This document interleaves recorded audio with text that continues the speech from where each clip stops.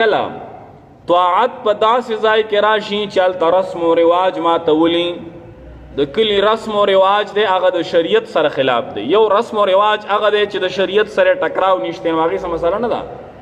خو یو هغه رسم و رواج دی چې د شریعت سره ټکراو دی او ته هغه ځای کې په طاعت باندې کلک کېږي، نو بیا به تا ته خلک پې غورون هم کوي، خلک به تا پسې خبرې هم کوي، نو بیا به تنګېږي نه بما صبرو. بیا دغه ځای کې صبر ګران دی، صبر ګران دی.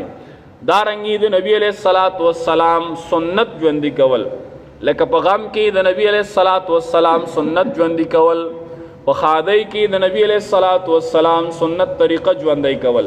نو دا نن سبا یو ګران کار ګرځېدلی دی، ګران کار ګرځېدلی. ځکه ابیګانې وایي واده خو په جړا باندې، د غم خو په جړا اخیسته کېږي، واده په ګړا اخیسته کېږي.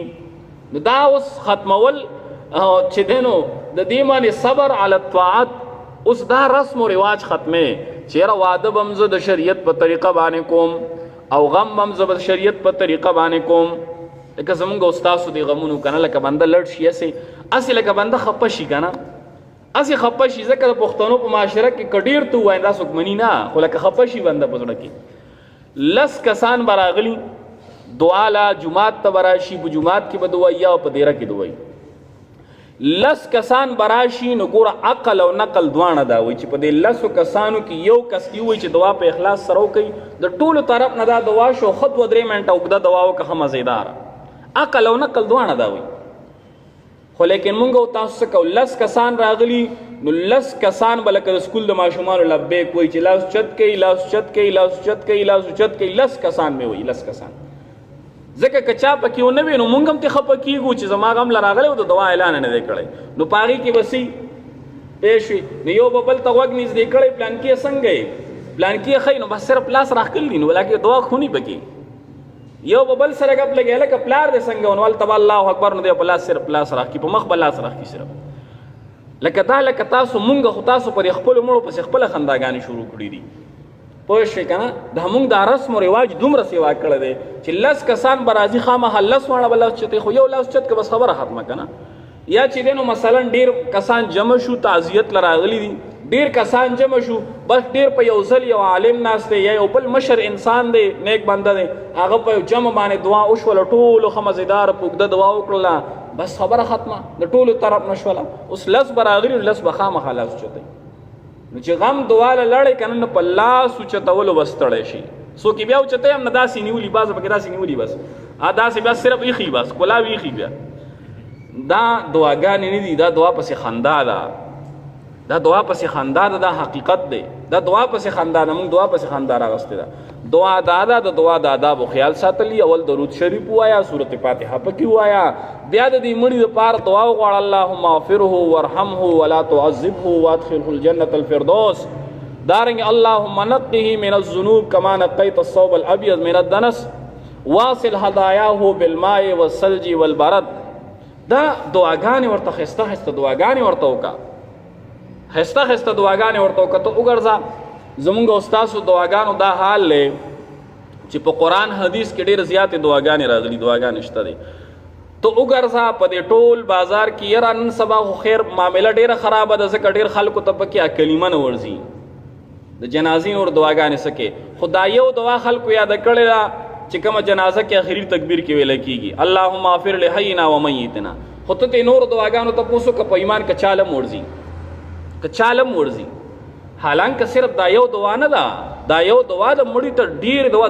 احادیث کې چې کوم راځي، نبی علیه السلام فرمایي یو مسلمان دی، موحد مړ دی، مشرک نه دی مړ، موحد مړ دی، او د ده په جنازه باندې 40 کسان جمع شو، نو الله دا مړی بخي. هغه زمونږ استاسو دا جنازه کو، زمونږ استاسو کې زرګونه سونو مانی خلک. خو ولې داسې؟ مطلب دا دی که زه راغم د دې دپاره راځم چې یاره مال راغلی او زما پلار له زه ولځم، او بیا به هغه ته خامخا حاضریم لګوم، ځان به م ورته ښیم چې ګوره زه راغلی یم، پلار به م ورته وایي چې لړ شي، ګوره ځان ورته وښایه چې ودویني. نو دې دپاره ځو. د زړه اخلاص نشته چې دا یو مسلمان پات شوی دی، دا چې دی نو ګناهګار به د الله رب العزت خامخا انسان نه خطا کیدی شي.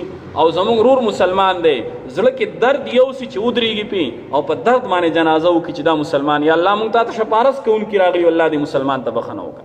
دعاګانې پکې ووایي، نو داسې جنازې ډېرې کمې دي. نبی علیہ السلام فرمایي چې 40 کسان په یو مسلمان باندې ودرېږي الله رب العزت ورته بخښنه کوي. نو بما صبرو صبر یې کړو په طاعت د الله په تابعدارۍ باندې کلک شوی، صبر یې کړو نارواو نه بند شوی، خلکو ورپسې خبرې کولې خو لیکن د رسم و رواج ختم کړو چې د شریعت سره ټکراو. رسمونه رواجونه ختم کړو، د ښادۍ نه ختم کړو، د غم نه ختم کړو.